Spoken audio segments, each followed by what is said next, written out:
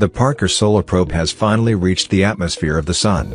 The NASA spacecraft spent more than 3 years, winding its way by planets, and creeping gradually closer to our star, to learn more about the origin of the solar wind, which pushes charged particles across the solar system. Since solar activity has a large effect on living on Earth, from generating auroras, to threatening infrastructure like satellites, scientists want to know more about how the Sun operates, to better make predictions about space weather.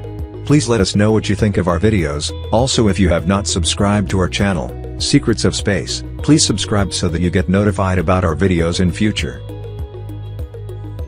Observations from Parker's April 28, 2021 flyby, which was the 8th time the spacecraft whizzed by the Sun, show that the spacecraft managed to get inside the Sun's atmosphere, or the corona, for the first time. The Sun isn't a solid sphere like our Earth, but it does have a zone in which the immense gravity of the star keeps in the solar material it spews through fusion.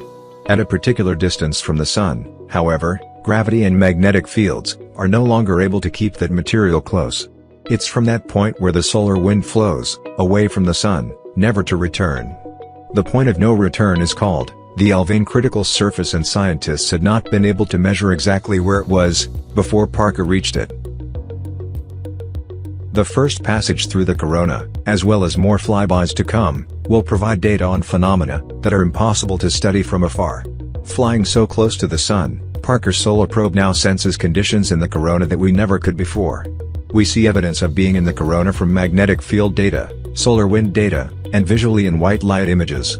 We can actually see the spacecraft flying through coronal structures that can be observed from Earth during a total solar eclipse. How did the Parker Solar Probe survive the Sun's heat?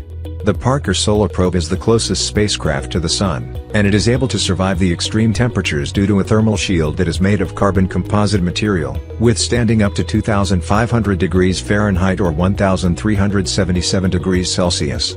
How close did Parker get to the Sun? The spacecraft passed through spikes and valleys as it dove in and out of the boundary. Parker got as close as just under 15 solar radii, around 7 million miles or 11 million kilometers, from the Sun's surface. The key piece of engineering enabling Parker's 24 planned flybys is a disc-shaped thermal protection shield. 8 feet wide and just 4.5 inches thick, the shield will stand between the Sun's sizzling heat and the body of the spacecraft at all times. It's composed of 2 rigid plates of carbon fiber layered on either side of a super lightweight insulating carbon foam. Imagine that green foam that florists use to arrange flowers, just black, because it's pure carbon. If you take a blowtorch to one side of it, the other will stay cool enough to touch. Capturing the corona's dynamic electric and magnetic fields requires 5 long antennas, 4 of which will be exposed to the Sun. Known as the field suite, this instrument had to be fashioned from thin-walled tubes of niobium, a rare metal NASA uses in its rocket engines. How close will Parker probe get? 3.83 million miles. Parker will continue to spiral closer to the Sun, eventually reaching as close as 8.86 solar radii, 3.83 million miles, from the surface. Upcoming flybys, the next of which is happening in January 2022, will likely bring Parker's solar probe through the corona again. Share this video and let us know in the comments below what you think about the Parker Solar Probe. Thank you for watching.